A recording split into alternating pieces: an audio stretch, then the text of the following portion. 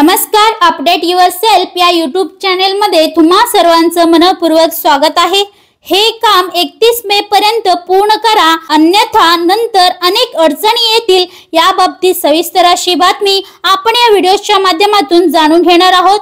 तत्पूर्वी जर तुम्ही चॅनलवर नवीन असाल तर चॅनलला लगेच सबस्क्राइब करून घ्या। चला तर मंडळी, ही महत्त्वाची बातमी सविस्तरपणे जाणून घेऊया।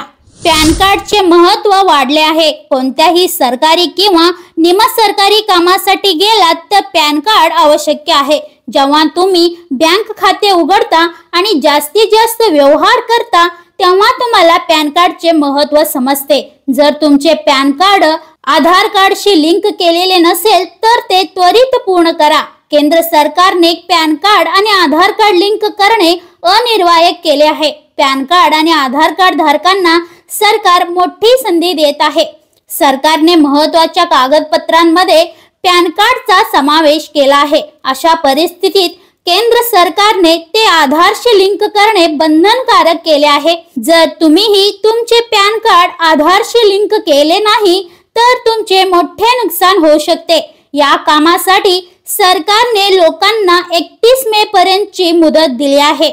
आयकर विभागाने पॅन कार्ड आधार कार्डशी लिंक करण्यासाठी 31 मे पर्यंत मुदत दिली आहे। म्हणजेच या महिन्याच्या शेवटच्या तारखेपर्यंत तुम्ही आधार कार्ड वरून पॅन कार्ड मिळवू शकता। म्हणजेच या महिन्याच्या शेवटच्या तारखेपर्यंत तुम्ही आधार कार्ड वरून पॅन कार्ड मिळवू शकता। तुमचे काम वेळेवर झाले नाही तर भविष्यात तुम्हाला अनेक समस्यांना सामोरे जावे लागू शकते। मीडिया रिपोर्टनुसार जर तुम्ही हे काम 31 मे पर्यंत पूर्ण केले नाही तर तुमचे पॅन कार्ड निष्क्रिय केले जाईल, ज्यामुळे हे काम आजच उरकून घ्या। मीडिया रिपोर्टनुसार पॅन कार्ड आधार कार्डशी लिंक करणे अनिवार्य करण्यात आले आहे।